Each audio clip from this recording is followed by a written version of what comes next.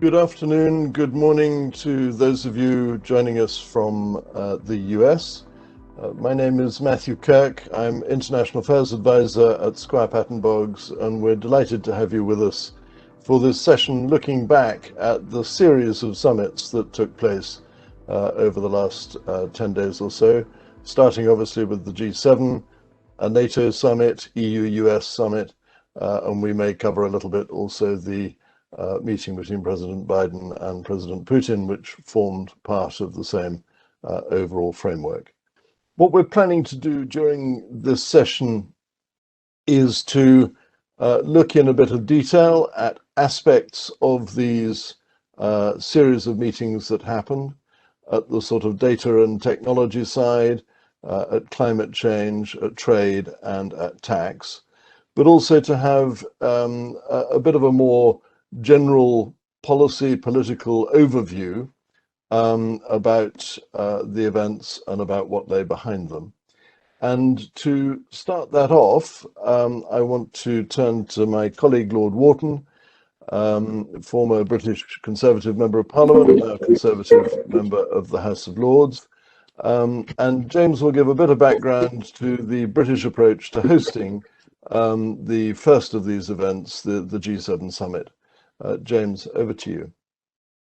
Thank you, Matthew. I want to sort of look at this from, I suppose, two angles on the British perspective, one of which is Prime Minister Boris Johnson's perspective, and the other is the UK national interest perspective, both of which are intertwined, but not necessarily entirely the same thing. And on both fronts, I think it was something of a success, a sort of qualified success in as much as these things can be. So looking at it from Prime Minister Johnson, from Boris's point of view, first of all, I had the good fortune of working quite closely with him for 4 months, a couple of years ago, and I ran his leadership campaign, and I got to know a little bit, in as much as you can with someone like Boris Johnson, know a little bit about how he thinks, try and understand what's going on in his mind. And one of the things that is undoubtedly true about him is that he has a great sense of theatre. You add to that a deep knowledge and passion for history, and therefore his place in it, and you start to understand that events like this take on an importance not only because of the policies that can flow from them and the international cooperation which can be progressed, but for him personally, because it says something about the sort of Prime Minister he wants to be and the sort of UK that he wants to lead. And within that, there were a couple of interesting moments. I think you've got to see it all as part of the post-Brexit Britain. In his eyes, this was an opportunity for the UK to show that it still wants to play a leading role on the world stage. He was fortunate in that coincides with, I think, a similar sort of view from a United States perspective from President Biden, who wants to show that re-engagement with some of those international institutions and relationship norms that President Trump had moved away from. But there were a couple of potential bumps in the road in terms of that presentation. One was the Northern Ireland issue, the Northern Ireland Protocol, Brexit issue, which continues to be lively debated here, and Prime Minister Johnson managed to avoid too big a row with President Biden over that. I think arguably with the deft deployment of the Queen, probably primarily because Biden, having flagged the point that he wanted to land, didn't want, just as Boris didn't, the summit to be dominated by discussion on one particular issue, and that particular issue is not the one that, of course, is of the global G7 interest that they wanted to talk about. He managed to turn the Northern Ireland issue with President Macron into actually something that was most likely to his political benefit by presenting it again as an argument with the old neighbour and frenemy France over whether the United Kingdom was seen by France as one country or not. And I think that was a domestic political success for him. But overall, I think that the summit will be seen to have gone well from Boris's point of view. It went smoothly, it was successful, it was in a picturesque part of the UK that presented well in all of the photographs and the media, and it showed the UK continuing to want to play a leading role on the world stage. So in that sense, from a UK perspective and from a personal perspective from the Prime Minister, I think it was a success. We then look beneath that at what was actually discussed and what actually came from that summit. that a success. There were issues on climate, but again, a lot of warm words, but little real detail. We had the announcement on vaccines, really potentially positive, but the numbers are small, around 1 billion vaccines to be donated by the developed nations to the developing world. But the experts say you need about 11 billion to get to the levels of immunity that are necessary. So small, sending the right signals, but not a complete answer. On the issue of China, again, a recommitment from the G7, which would have been welcome in the UK, to market values and fair competition, and perhaps most importantly, but not yet most discussed, the issue of a minimum global corporation tax. Getting the G7 to agree on that in principle is important. It's got some way to go. It's got to go to the G20. We've got to see whether it actually happens. And of course, the reality is that was really thrashed out and agreed on a week earlier with the finance ministers meeting. But nonetheless, that could be one of the most significant things that flows from this particular G7, in that it could have a real impact on the way the global economy works in the future. So from a UK perspective, lots of good things being signalled. I think a belief that it was run well and went well. It wasn't a disaster, therefore it was a success, which is a reasonably good measure of a lot of these things in political life these days, but not as much concrete commitment flowing from it as might have been the case, and more to work on. But overall, I think that the government here will be happy with it, and the UK perspective is a positive one. Thank you, Matthew. Thank you very much, James. You've mentioned the key themes that came up at the summit, and indeed during the subsequent meetings as well. We're going to take a look at the sort of broader international political position of it a bit later in this discussion, but I think it would be good now to dive into some of those key themes, and want to start with climate. This is obviously the year of climate change, with COP26 also happening in the UK towards the end of this year, and the change of position in the US and the re-engagement with the Paris process, a hugely important part of the backdrop. And I want now to turn to two of my colleagues, Karen Winters, who is a partner in our office in Columbus, Ohio, and Wolfgang Maschek, who is partner and leads our European public policy practice in Brussels. Karen, over to you. Yes, thank you. Good morning and good afternoon, as the case may be. There were a number of key commitments from the summit regarding climate, and those included a recommitment to the Paris Climate Agreement and net zero by 2050, some additional commitment to increased 2030 targets that the members agreed would be submitted as nationally determined contributions ahead of COP26 in Glasgow.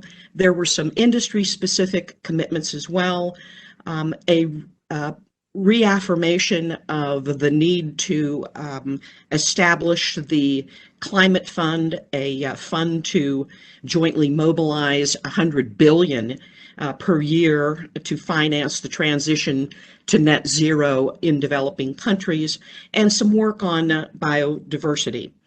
I think, as Lord James Wharton said, there's a collective or shared vision here regarding climate, as well as some collective larger targets, but the details are missing. There aren't any measurements, any deadlines, any of the underpinnings that would allow us to have confidence in the ability to get to those broader targets. The Climate Finance Fund has been under discussion for a decade, still no progress. So somewhat, again, somewhat soft level of commitment, but details are missing.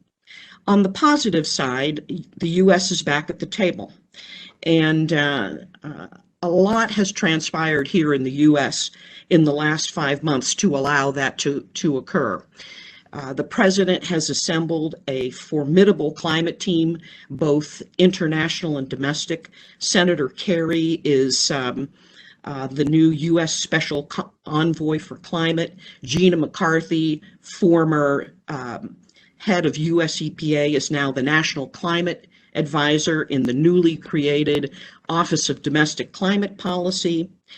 The U.S. has rejoined the climate agreement, making good on a campaign promise. President Biden did this on the very first day of his term, on his inauguration day.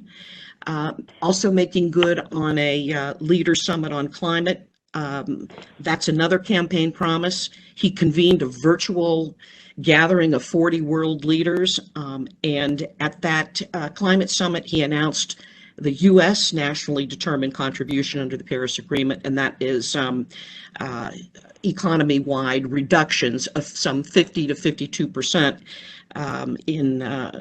by 2030. And then finally, he announced at that very same summit the U.S. intent to double the contribution to the climate fund that I talked about earlier. So while it may seem as though the commitments made or the reaffirmations made at the G7 summit were a little soft, again, I think the message is that it's taken the U.S. Some considerable refocus in order to be in a position to make those commitments here, and that is a positive outcome in my view. Wolfgang? Thank you, Karen, and hello from Brussels. So let me add some reflections, let's say, from a European perspective on what Karen just offered. I think on the positive side, we do have a window of opportunity for green policymaking, because it is quite obvious that under the previous U.S. administration president, it was not possible for the European Union to forge an alliance at global level in order to mainstream climate change policies and to get support for its own rather ambitious climate change agenda. And fighting climate change, after all, requires global teamwork. As Karen mentioned, President Trump took the U.S. a few steps away, I think, from that path. And that situation has changed dramatically. And now the ambitious EU-level policies to fight climate change, they are being recognized, they're being welcomed, and they're partially even supported by the Biden administration. And I think this window of opportunity will be seized certainly by the European Union level in the next couple of months, maybe 1 to 2 years, and lead to an irreversibly strong green agenda being advanced. Secondly, I would think also from a European perspective, the direction of travel in terms of climate change-related environmental policy has also been confirmed by these summits. The U.S. administration, I think they are conceptually, and I'll talk later about some disagreements, in line with, I think the direction Europe has taken in order to fight climate change. Europe has taken this leadership position, and it is a position Europe is keen to continue to lead in. And I think for the moment, the U.S. lets Europe carry on in this green leadership position because the U.S. gets the buy-in from Europe on many other fronts, allowing the U.S. to be back at the world stage, as was one of President Biden's key promises.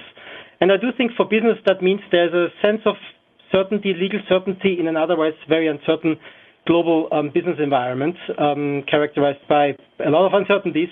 But I think the stars are aligned for investments in green technology. And while not all the elements of the future and greener regulatory environment are clear, the direction of travel is. And many new business opportunities and markets are being created as we speak, partially driven by an enormous amount of public funds being invested in this area.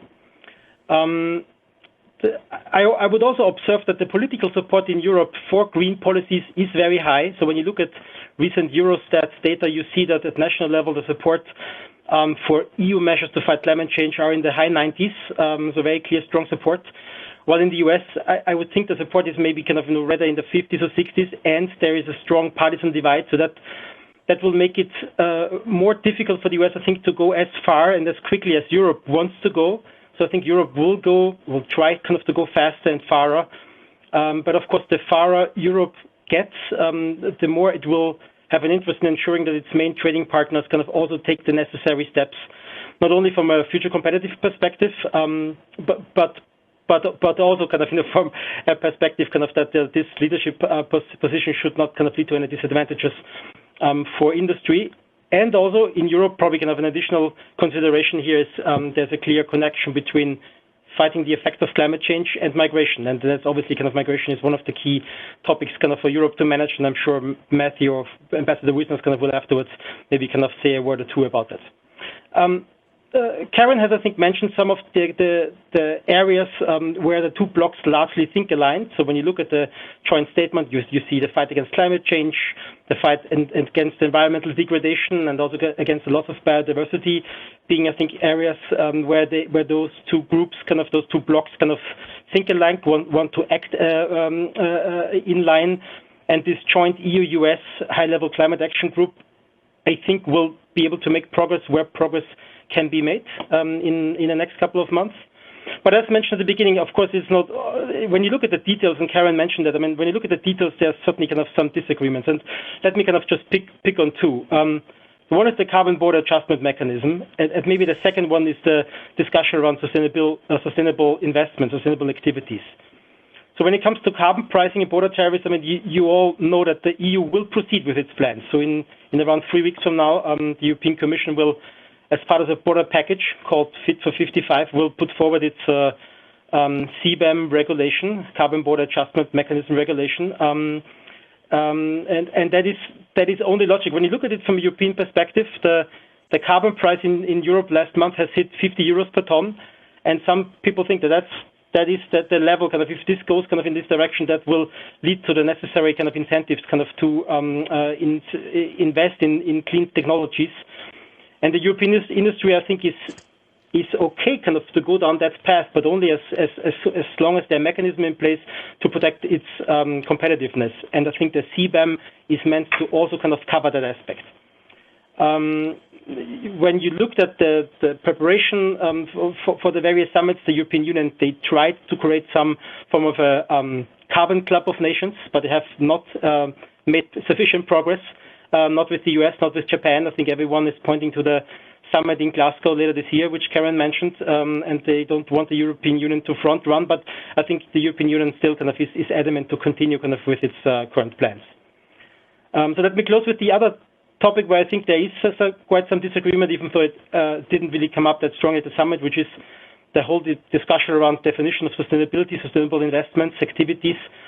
That's an area, obviously, of very high importance, as billions of investments will follow a designation of a certain asset class or firm or activity as sustainable, while others will lose out. But the current plethora of different concepts at global level leads to inconsistencies. So that may be an area where the European Union can again advance, can try to be a global standard setter, as they have shown in the past they can be when you think of data protection rules. If the stars are aligned, that can work, so-called Brussels effect, as some people dub it. Because at the end of the day, the industry will now works with the European institutions to adapt these new standards, and they will have to apply these standards going forward, at least in one key area of the world. So they may, for economical perspectives or efficiency reasons, then also advance and maybe apply the same standards and principles in other parts of the world. So I think that's an area to follow very closely. Mm-hmm. Thank you, Matthew. Back to you. Thank you very much, Wolfgang and Karen. That's a hugely important issue for not just for these meetings, but also for the whole of this year and setting the agenda for the future. Another underlying theme of all of these meetings was technology cooperation in various forms. And I'm delighted to have with me two of my colleagues, Francesco Liberatore, who's a partner in our London office, and chairs our European communications practice, and Anne LaFrance, who's a partner in our New York office and chairs our global data privacy and cybersecurity practice. So Anne, perhaps I could turn first to you to take the technology themes, please. Thank you, Matthew, and good morning, afternoon, everybody. Under the communique that was issued after the G7 concluded, there was a section towards the end called Future Frontiers. So you can see that these are not exactly the hottest issues, but they are still quite hot because they are addressed directly. But the top issues I think that fall in this category are are characterized as data free flows with trust, which in G7 speak really means international data protection, personal data flows, I should say, and trying to limit the amount of data that's subject to, or the types of data that are subject to data localization, meaning you have to keep the data in your country. across the G7. So that data issue is one area. Related to that is securing supply chains and resiliency, particularly in the telecommunications and other critical infrastructure that's needed for digital services, and focusing obviously on ransomware and cyber attacks that obviously have caught everybody's attention and many people's wallets over the past several years, but more in focus over the past several months. And the final and very important issue that really pops out of this future frontiers set of digital issues is deepening cooperation in the competition area, with a particular focus on the digital markets and the issue of significant market power of the main actors, all of which happen to be from the United States, and how the markets should be regulated or cajoled into operating more efficiently or more in the consumer interest. So perhaps starting with that final issue, because it is a very hot issue, both in the United States and in Europe, with legislation sort of percolating at different paces in each jurisdiction. Let me turn it over to Francesco to really sort of give us some background on the Europeans' approach, which is really quite far ahead of the US approach in this area of competition. Thank you, Anne. And good morning and good afternoon also from me. Really delighted to be here and share some thoughts on the significance of the Summit for Digital Matters competition. Anne and I have been in this sector and worked in this sector for many, many years, and God, we've seen it change dramatically. And if you think at how telecoms regulation used to be, how regulation in the telecommunications industry used to be approached, it's easy to draw a parallel where a few companies hold significant market power and they are subject to an additional set of regulations. And I think what the pandemic has shown is that as we all retreated and the real world shut down, we all retreated into the digital world, and hence the importance of ensuring a fair and competitive digital market and digital markets, it has become a prominent issue, which has come out quite clearly from the G7 summit. And I think one should not underestimate the significance of the communique in this respect for a number of reasons. The first one is it is not just quite a statement, but it's more of a call to action. Indeed, the CMA, the UK Competition and Markets Authority, in 2021 has been asked to convene the competition authorities of the other G7 countries to try to reach a consensus around cooperation on regulation of digital markets. And by the way, this probably plays quite favorably into the CMA's ambition to play an important role in this field more generally, but also competition enforcement around the world in Britain post-Brexit. But also better cooperation in this field will probably make for better enforcement. And again, as practitioners, we've seen it all before. In competition law, the competition agencies cooperate with each other all the time in competition investigations and merger control reviews involving transnational markets, very much like digital markets, in terms of information gathering, substantive assessment, and the negotiation of remedies. However, precisely this sort of framework for cooperation has proved insufficient to guarantee a convergence of outcomes. If you think of deals that have been approved in the US, for example, but blocked in Europe, and the ultimate outcome is that the deal doesn't go ahead, certainly carve-outs may be possible, but they're messy and they may be costly.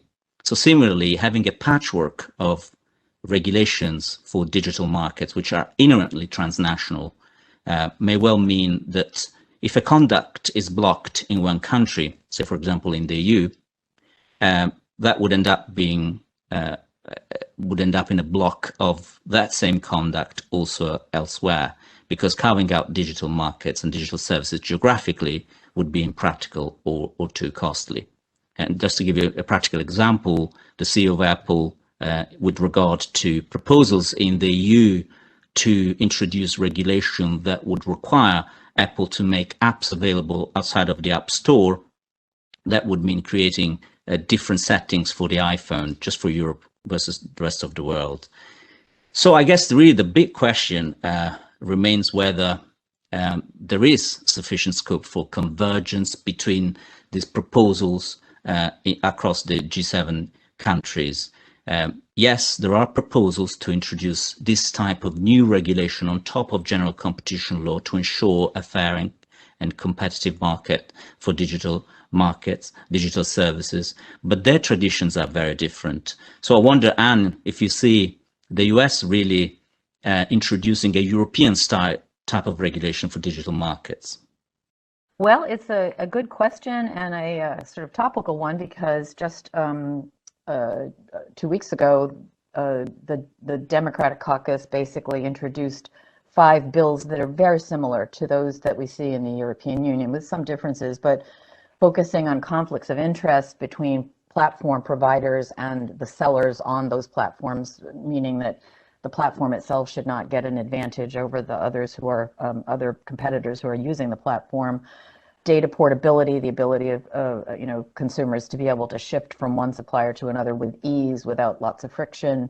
You remember how hard it used to be to change telecoms providers. Well, this is the equivalent in the much more complicated digital space above the telecoms layer.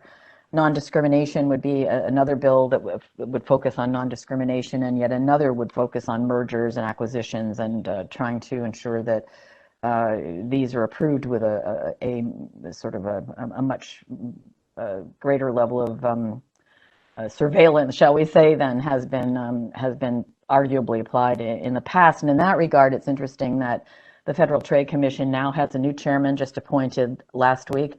Chairwoman, I should say. She is a 32-year-old researcher who has really sort of shaken up the competition sort of debate world about what should antitrust do, and really questioning whether the current antitrust laws in the United States are fit for purpose. Again, we will see if these laws ultimately have legs or some variation on the theme, and also how much Lina Khan, the new chair of the FTC, will be able to do, even if she herself has views about how competition or antitrust enforcement should work in the United States. She's obviously going to have to work within the frame of the law, and that has a very settled view of how markets should be seen and what the ultimate focus should be of antitrust regulation. So we'll see where that goes, but it's certainly the same kinds of debates and discussions are being had over here, and it appears, be quite partisan. I guess just a couple of other points that really tie into this, because one of the sources of market power for many of the digital champions from the United States is of course data, personal data. And so this whole issue, the free flow of data, is really operating live right now between the European Union and the United States in the form of, everybody's heard of Schrems 2 pretty much, who has any kind of international operations, because it's really causing problems for people who want to transfer personal data from their EU operations to their US operations. A lot more movement in China and Russia and other countries to require the localization of data in their countries. And all of this is causing the United States to be very concerned about how this will play out, and trying to get cooperation to come up with global standards that will facilitate these transfers. This is problematic mainly because of what a lot of us in the industry call the Snowden effect, which, given concerns about surveillance by national security authorities in the United States, which lots of people can argue also happens in Europe, and so why all the fuss?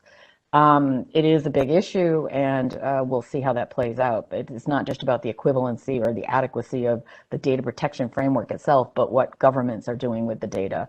So this is a very interesting area, especially when the G7's sort of looking at it.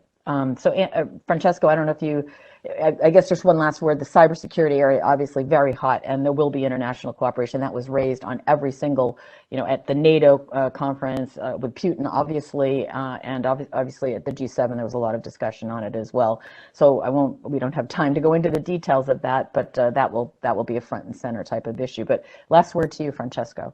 Thank you, Anne. Well, just to echo that, one issue that we really advise a lot is data retention, and there are very different set of data retention requirements around the world. So if there's going to be more cooperation and convergence in data retention requirements, that would certainly be welcome. At the moment, when clients come to us and ask us, okay, what are the data retention requirements, we have to answer in a very complex way, which is every country's got its own data retention requirements. Some of them actually are not applied. Like in Italy, for example, there's a 6 years data retention requirement, but probably with the annulment of the European Data Retention Directive, those requirements are also unenforceable. And on top of that, so how do you manage all of these different and divergent data retention requirements? We come up with a risk-based approach, but I guess if those various requirements were reconciled eventually through coordination, that would certainly make the life of practitioners and our clients much easier. And just to be clear, you're talking about data retention required for law enforcement access. Yeah, absolutely. Because there are other data retention requirements under data protection law, but yeah, that really is at the heart of the matter. In any event, that's the story from here, Matthew, on data and competition, and they are very much intertwined, as you can see. Thank you very much indeed, Anne, Francesco. That's a fantastic overview of a hugely important issue, and one that we really need to see Europe and the US working together on. So many international operations rely on being able to operate in a seamless way in the technology and data space. Another very important theme for technology companies was taxation. We'll come on to that in a moment, but first I just want to take the issue of trade. The international trade policy agenda has been under a fair amount of pressure through the years of the Trump administration. And we've seen some steps from the Biden administration to try to settle things a bit, but also some major issues which are not yet settled. And I'm delighted to be joined for this section of our discussion by my colleague Mila Kasulkev, who's a trade policy expert in our Washington office. And Mila, I wonder if I could ask you just to outline how you see the Biden administration's approach to these international trade issues and what we saw coming through that G7 meeting, the EU-US meeting, and so forth. Of course. Good morning from Washington. Good afternoon to you all. I think when President Biden took office, there was, a sense among trade stakeholders that perhaps there would be a very rapid return to previous, free trade policies, but it really has been a continuation of a number of Trump-era policies with some modifications. I think a lot of what we're seeing is that the Biden administration is taking time to review a number of Trump-era policies, and they are not whole, with some exceptions, they are not completely overturning them. They are considering them, perhaps reframing them, restructuring them in a way to increase certainty for businesses.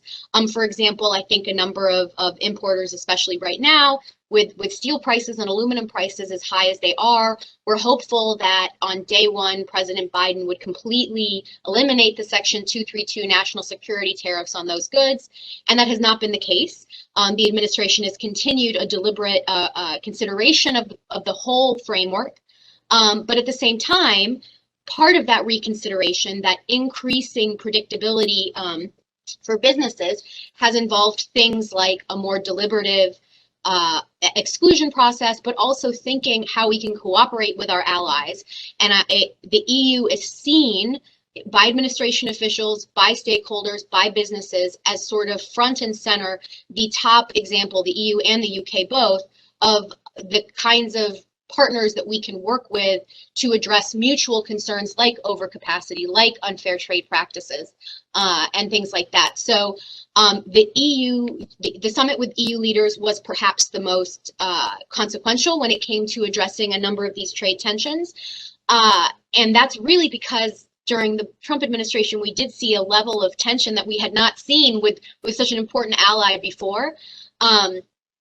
You have seen headlines about these outstanding outcomes, and they certainly represent a major step forward. However, if you look at the majority of the outcomes, what we see is really an agreement to keep talking, a pause, a détente, but not a complete resolution. And on its own, that is a huge outcome. There were significant tariff escalations that were expected this summer. Things were really only getting worse when it came to tariffs and the large civil aircraft dispute between the US and the EU over Airbus and Boeing subsidies. But the two sides really just agreed to keep talking at its absolute foundation. And so while it's great, it's just sort of helpful to look at it in that framework to think the Biden administration did not completely reverse all these actions, but they're willing to engage in a much more diplomatic engagement to sort of re-engage on the world stage as they have. And the two sides have agreed to continue cooperating on areas of mutual concern. I mean, that is a huge part of returning to the multilateral frameworks. So on the Boeing Airbus dispute, and this was significant not just for parties in the aviation industry, but for importers on both sides of the Atlantic who were facing, double WTO, approved retaliatory tariffs across a wide range of goods. The two sides had originally agreed to suspend tariffs a few months ago, I believe earlier this year, to facilitate dialogue on resolving the underlying dispute. Ultimately, the two sides have agreed to extend that pause for 5 years and to join together in a cooperative framework to focus on subsidy policies and to work together. Significant, again, because this is an agreement to work together without conditions or anything, but at the same time, both sides reserve the right, if one crosses a line when it comes to these sorts of policies, they reserve the right to re-implement them. There's been a working group established. They will meet at least every 6 months, and they'll work to overcome disagreements. And perhaps most significantly, the two sides in an annex to the summit statement have agreed to cooperate in responding to non-market economies, which in a sense is saying responding to China and the growth of its aviation industry, which for both parties presents sort of a third, you've got Airbus, you've got Boeing, you have plenty of other players, but the Chinese aviation sector, having been identified as a major industry, is, the two will work together to sort of address potential economic practices related to that industry.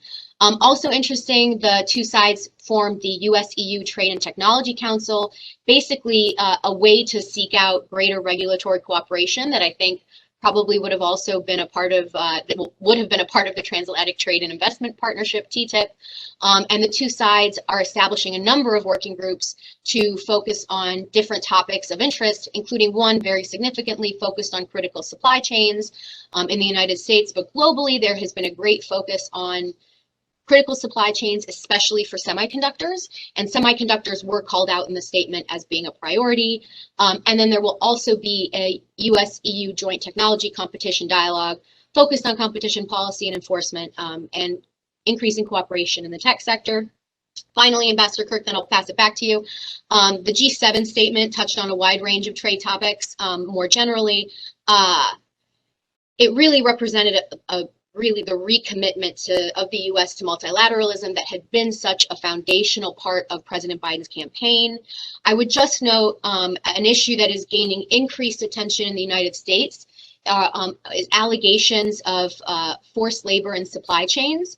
U.S. law currently prohibits the import of goods that are found to have been made or alleged to have been made by forced labor. The procedures for investigating, announcing holds on imports from certain goods, has been something that, especially in the last 5 years, has grown. And it has become very complicated for importers. And that's sort of the logistical customs law and due diligence sort of side of this issue. It's right now the top headline today in the trade sector here in the US is that the Biden administration is considering some degree of restriction on solar imports from the Xinjiang region of China over similar allegations, an act that would have broader implications for the United States clean energy goals. But at the same time, this is an issue that President Trump and his administration pushed very hard. It's a law that has existed for almost 100 years, but has only really been, there were some changes a few years ago that made it had a little bit more teeth. And it's an issue that the Biden administration is making front and center in its international trade negotiations. There was a provision along these lines in the US-Mexico-Canada agreement, the renegotiated NAFTA, so that Canada and Mexico would implement similar laws. So this is an issue when it comes to due diligence in supply chains that will continue to be a priority for the administration as well. Thank you very much, Mila. It's a fantastically comprehensive account. I'd only add just a few thoughts from the European perspective. The first is, I think there was an expectation maybe leading into the summit that some of these issues would be resolved rather than, as you said, effectively an agreement to carry on talking about them. And particularly perhaps the Boeing-Airbus dispute, which has been going on for really a very long time now.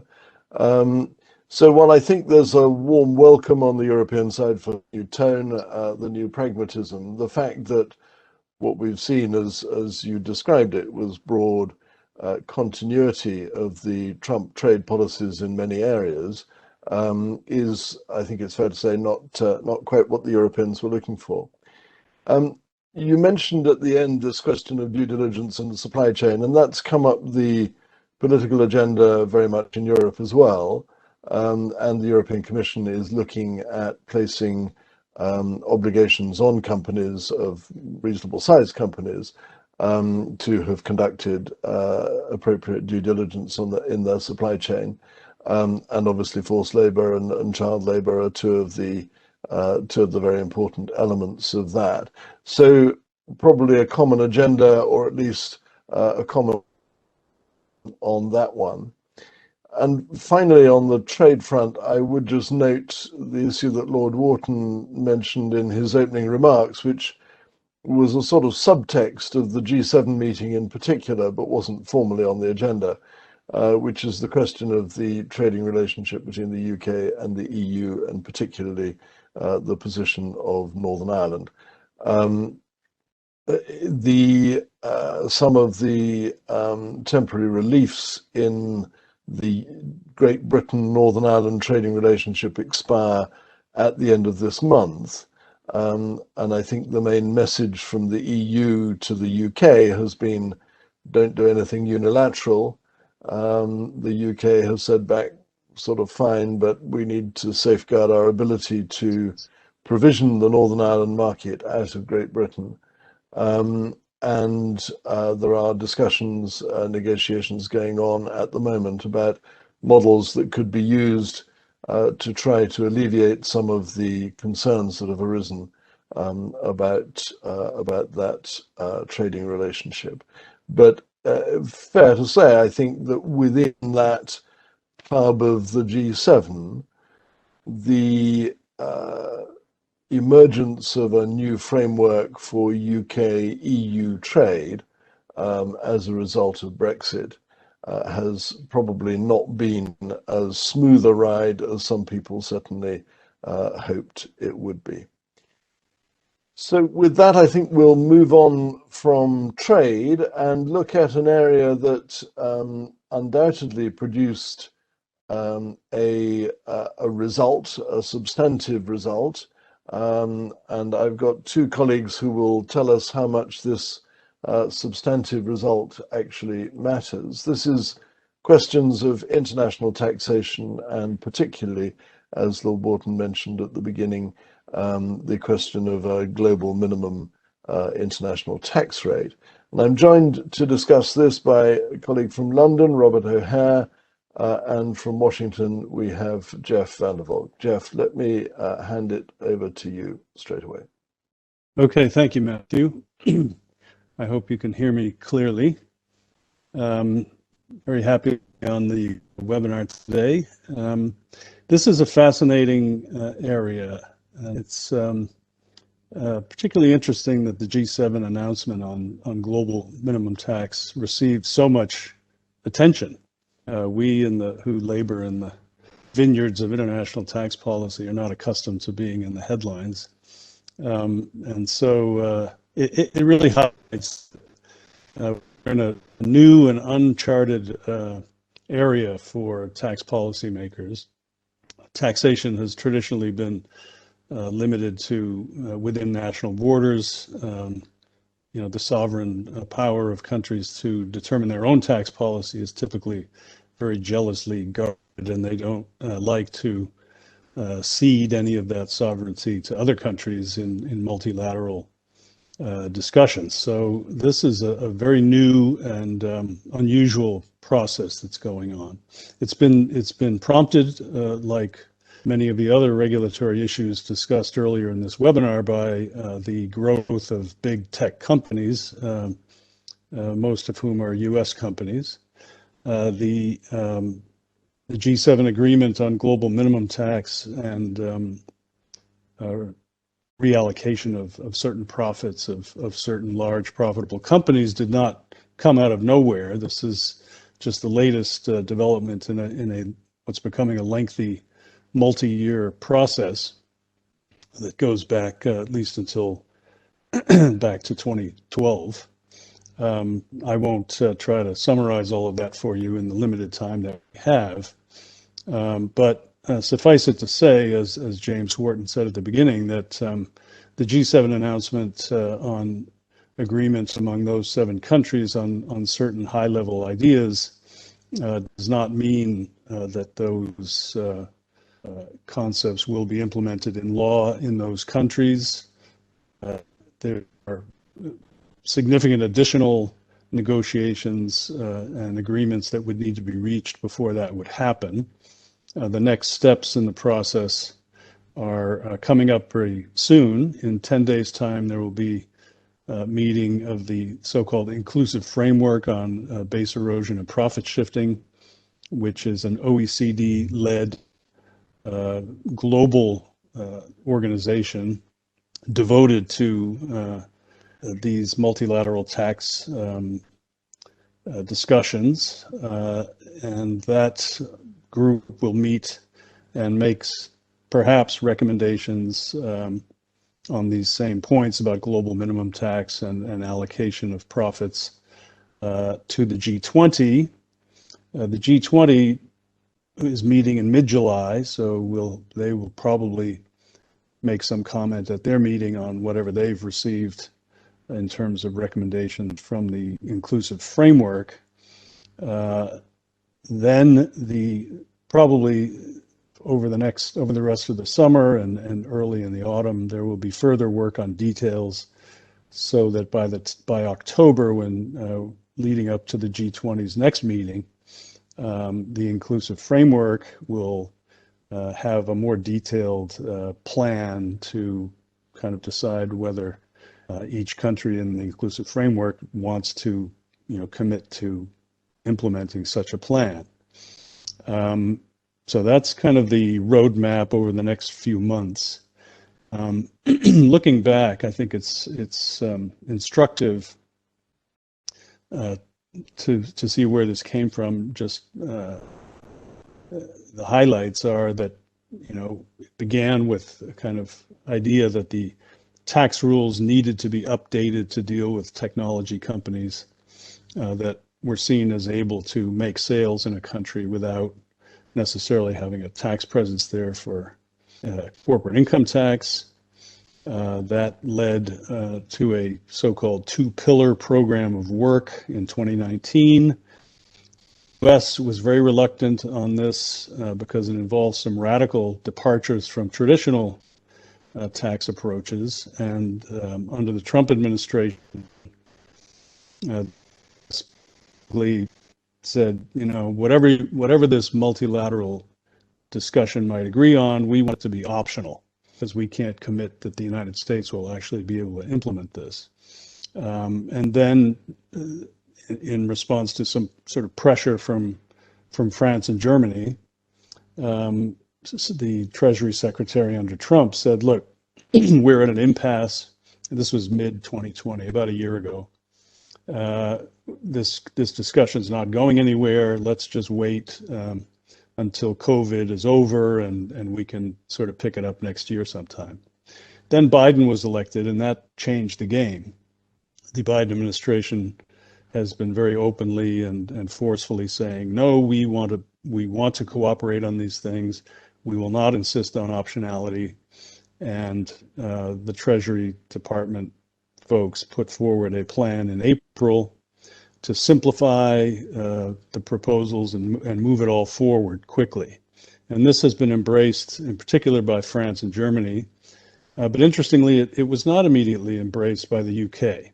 The UK has actually been at odds with the United States over the past several years on this multilateral tax policy discussion. And although this wasn't mentioned much in the press reports, for me, one of the most significant elements of this G7 announcement was that the UK had come on board with the US and France and Germany and Canada and Japan. And I'm going to ask Rob to comment on that in a minute. But, you know, another element to remember here is that the US, the Biden administration has its own corporate tax reform proposals domestically in the United States. They want to raise corporate income tax, the corporate income tax rate, and make the corporate income tax rules tougher. And they're concerned, of course, that for multinational global businesses, that could incentivize companies to leave the United States and reorganize and have their tax base elsewhere.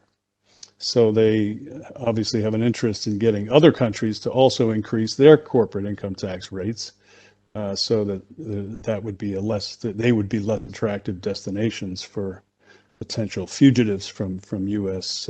taxation. But yeah, looking at the UK side of things here, you had first the diverted profits tax in 2015, also known as the Google tax, I think at the time.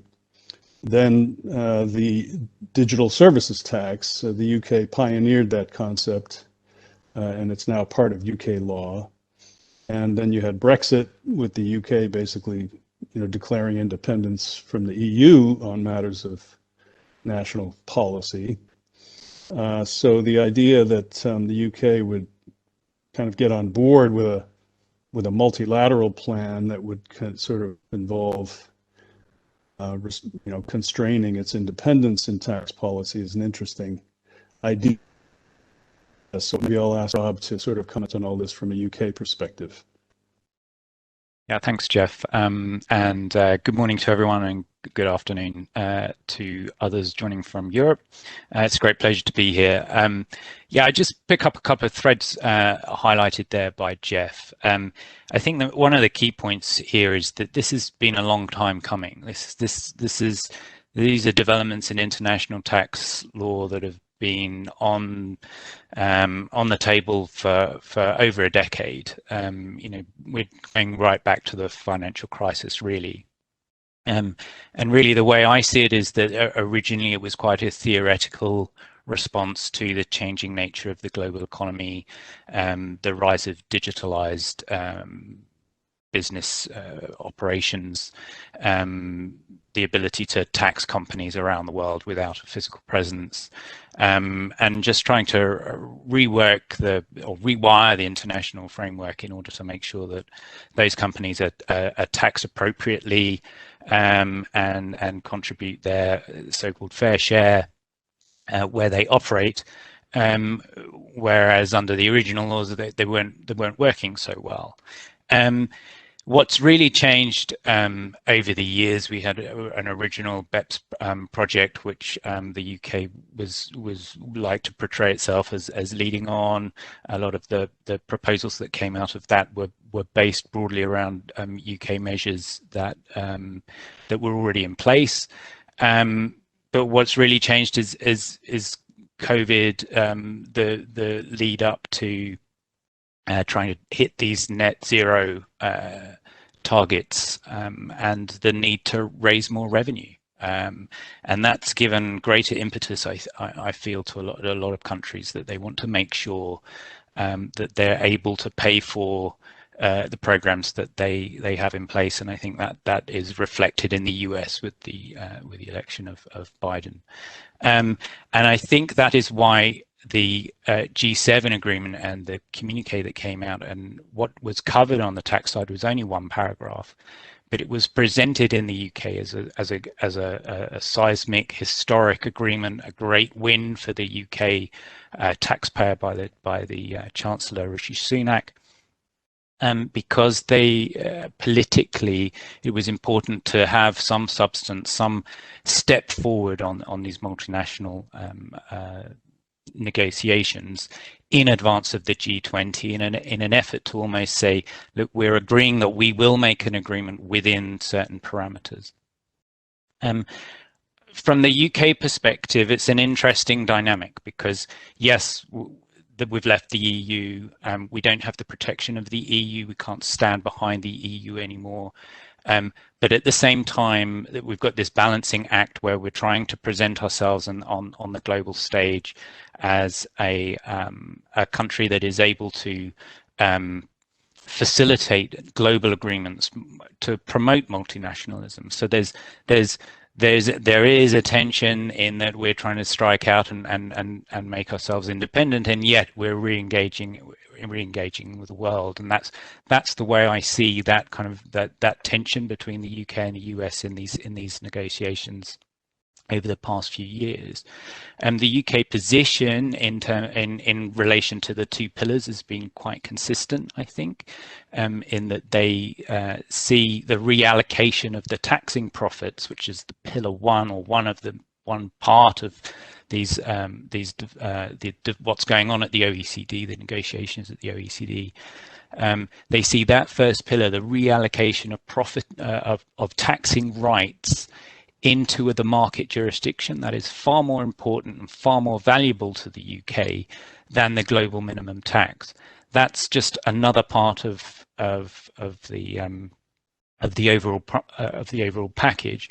I think that, and Jeff, you should correct me, but I think from the US perspective, that global minimum tax is actually more powerful and more valuable to the US than it is to the UK. So in some ways, there's an agreement. If there's an agreement there, if the package can go forward together. From the UK point of view, I just wanted to make some very brief points, because they highlight some of the issues that underline, or some of the difficulties that underlie what's been said at the G7 in terms of implementation and how this will actually get over the line, if indeed it will get over the line, going forward to the G7 and over the next year or so. And the first one is the position of the UK's digital services tax. As Jeff said, the UK pioneer in that area, and certainly built on the diverted profits tax as well. Part of this agreement is that the UK says, yes, we will withdraw our digital services tax if there's this global consensus on the reallocation of profit rights. Is that an immediate obligation to withdraw the digital services tax now because there's an agreement potentially in place, or do we wait and and see? And I think there's a little bit of weasel words in some of the publications emanating from the UK, where they're saying, yes, we'll withdraw our DST, but almost only if there's a reasonable or an acceptable deal that is done at the global level. And there's that word acceptable deal is doing quite a lot of heavy lifting for me, I think. So that's something to watch. And then the lack of detail, and maybe it's unfair to expect too much detail at G7 from a communique, but the lack of detail remains. So the mechanisms and the way that these two pillar proposals are actually going to work in practice are really important. That even on the global minimum tax, it's a 15% rate, but it's not requiring individual countries around the world to impose a 15% rate. It's allowing other countries to tax up to that level. And it's 15%. The question is 15% of what? So the UK, one of its flagship policies at the moment is free ports. Free ports allow companies operating in particular geographical areas in the UK to take advantage of lots of tax incentives. That's reducing their effective tax rate. How does the global minimum tax interact with schemes like that? The same with patent boxes. What is the UK going to do about its crown dependencies and its overseas territories, which traditionally have very low tax rates? Where does it stand on that? Is it going to force their hand and drag them along in this agreement? And also the other thing that really raised a flag for me was that within 24 hours of this seismic agreement, the Chancellor was out on the doorstep saying, but however, we need an exemption for our financial services industry. And that was followed by various other countries saying, well, we need an exemption for this particular industry or that particular industry. And so then you kind of into a situation whereas the initiative that was provided by the Biden administration in simplifying all of these things is then recomplicated by exemptions and exclusions and, well, we're not this bit and not that bit. And how does one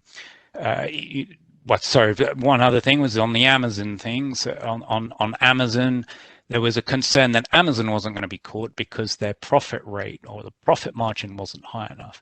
And then there were reports saying, well, we need to catch Amazon, so we'll tweak the rules for Amazon and we'll focus on particular divisions.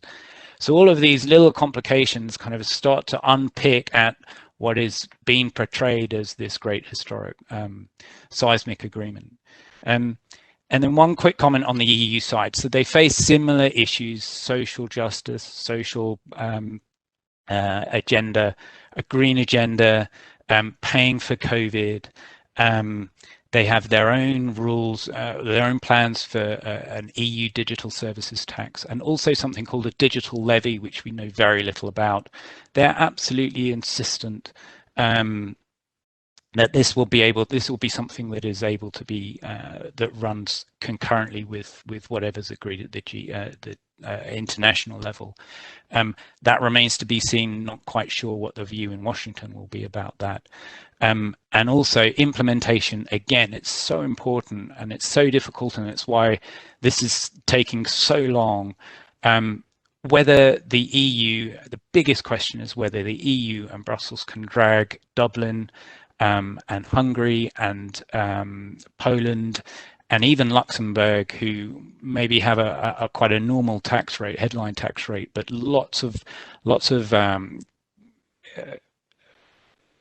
mechanisms and exemptions that allow companies to operate through Luxembourg without paying too much tax. Can they persuade those member states to implement these rules across Europe? So I think in all, there are just so many questions, so many obstacles that still lie ahead, that portraying this agreement as seismic and historic is raising expectations, and there is great risk that those expectations will be dashed. Sorry, back to you, Jeff. I'll just add two more obstacles in our last minute here. One is the US Congress. The Republicans in Congress are very skeptical about this whole approach of the Biden Treasury. And so, whether or not the US will be able to live up to any commitments it might make in this multilateral discussion is a big question mark.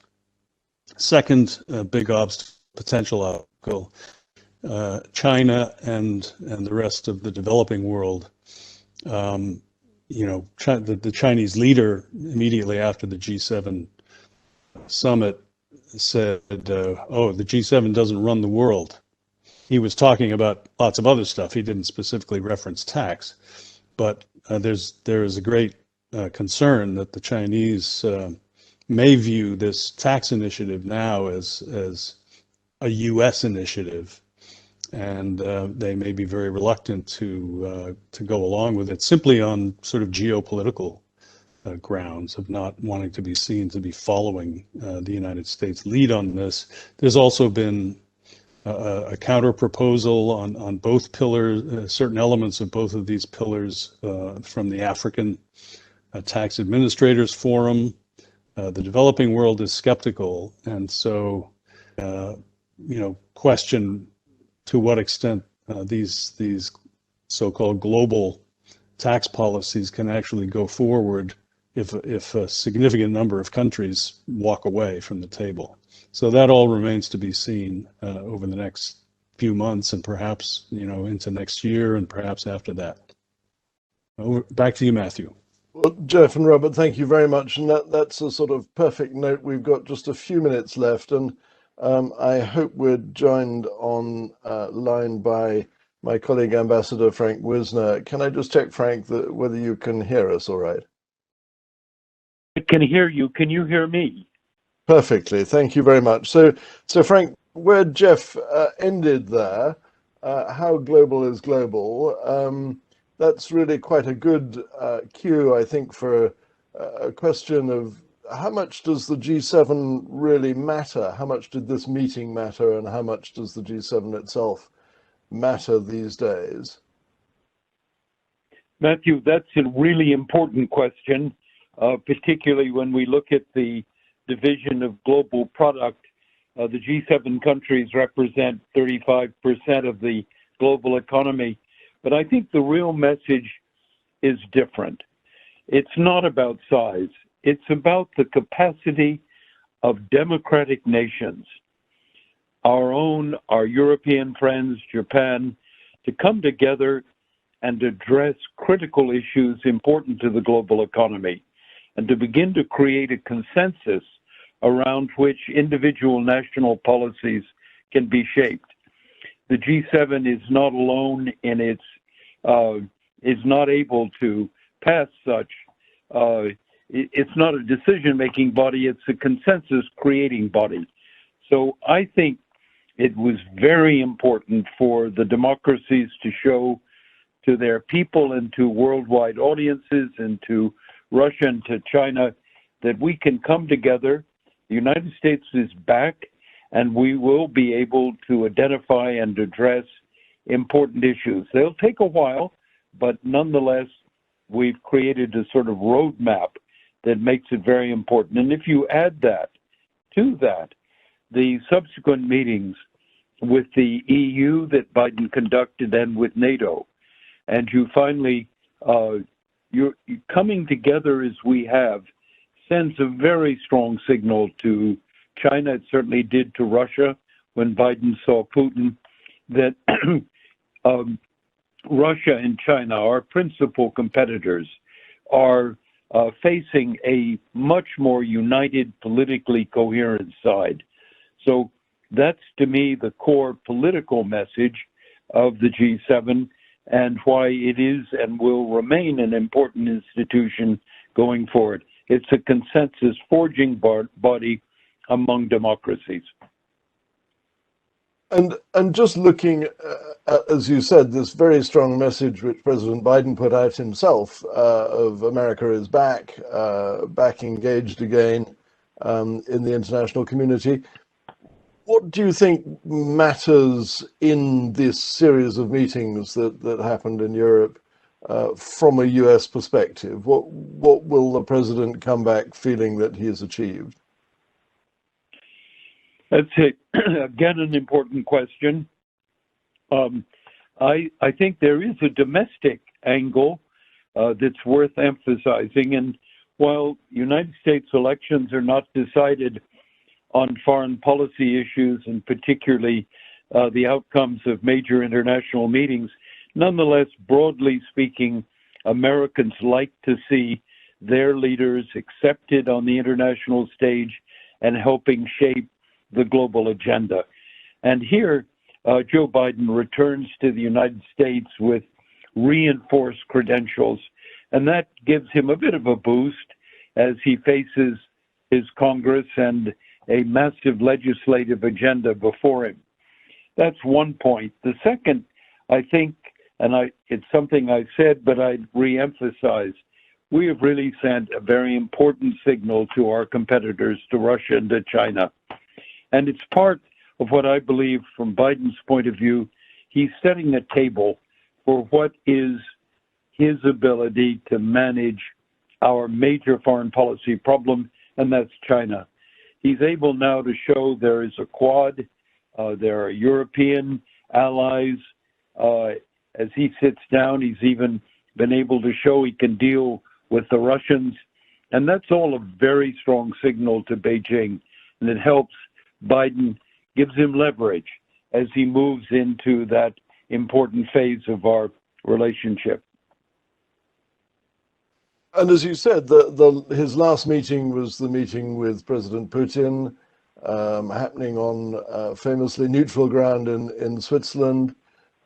Having had the meetings of the G7, the EU, and NATO, what do you think came out of the Putin meeting? Is the importance of it the fact that it happened without some sort of breakdown of some kind, or is there more to it than that? I think there is more to it than that.